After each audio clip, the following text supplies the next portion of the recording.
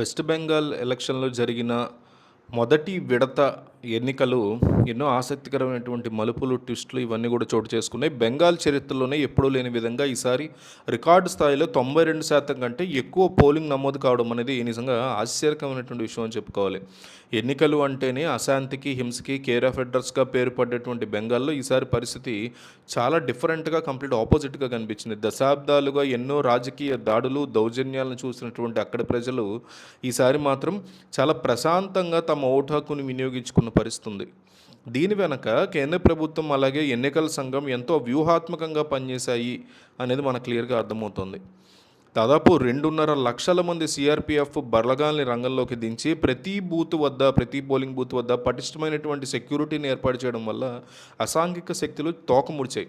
ఎన్నికల సంఘం అమలు చేసినటువంటి కఠినమైన నిబంధనలు కూడా హింసను తగ్గించడంలో కీలక పాత్ర పోషించాయని చెప్పుకోవాలి. రాత్రి 6 గంటల నుంచి ఉదయం 6 గంటల వరకు అత్యవసరమైతే తప్ప మోటార్ సైకిల్స్ మీద తిరగకూడదు అనేటువంటి ఒక బిగ్గెస్ట్ రూల్ పెట్టడం వల్ల రాత్రిపూట జరిగే అరాచకాలకి చెక్ పడింది. పగలపూట కూడా డబుల్ రైడింగ్ పూర్తిగా నిషేధించడం వల్ల వెనక కూర్చున్న వాళ్ళు కత్తులు తిప్పడం, లేకపోతే యాసిడ్ దాడులు చేయడం వంటి అవకాశాలు లేకుండా పోయినాయి. ఈ రూల్స్ వల్ల కేవలం కాలినడకను మాత్రమే ప్రచారం చేయాలనేటువంటి నిబంధన పెట్టడం వల్ల గ్రామ స్థాయిలో అల్లరి మూకలు భయాందోళన కలిగించేటువంటి అవకాశం లేకుండా పోయింది. సీసీటీవీ కెమెరాల ద్వారా సెంట్రల్ కంట్రోల్ రూమ్ నుంచి నిరంతరం పర్యవేక్షించడం వల్ల ఏ చిన్న సంఘటన జరిగినా క్షణాల్లో పోలీసులు రంగంలో దిగిన పరిస్థితుంది. ఓటర్లు ఎవరికి ఓటు వేశారో ఎవరికి తెలియకుండా చాలా మౌనంగా ఉండడం కూడా ఈసారి ఎన్నికల్లో మరో విశేషం అని చెప్పుకోవాలి. గతంలో బీజేపీకి ఓటు వేస్తే తమ ఇళ్లని తగలబెడతారని లేదా దాడులు చేస్తారని భయపడిన వారు ఈసారి బలగాల యొక్క రక్షణ ఉండడంతో నిర్భయంగా ఓటు వేసుకున్న పరిస్థితి కూడా ఉంది. తృణమూల్ కాంగ్రెస్కి ఓటు వేసిన వారు కూడా తమ అభిప్రాయాల్ని ఎక్కడ బయట పెట్టకుండా జాగ్రత్త పడినటువంటి పరిస్థితి బెంగాల్లో కనిపించింది.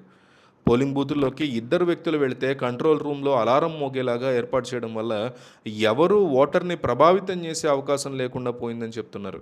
ఇలాంటి పటిష్టమైనటువంటి చర్యలు తీసుకోవడం వల్లే ఓటర్లు జంకు బంకు లేకుండా ధైర్యంగా ఓటు వేసుకునే పరిస్థితి ఏర్పడింది. పోలింగ్ పూర్తయిన తర్వాత కూడా కేంద్ర బలగాలు అక్కడి నుంచి వెళ్ళిపోకుండా బెంగాల్లోనే ఉంటూ రెండో విడత జరిగేటువంటి ప్రాంతాల్లో మోహరించడం వల్ల ప్రశాంత వాతావరణం చాలా వరకు కొనసాగింది.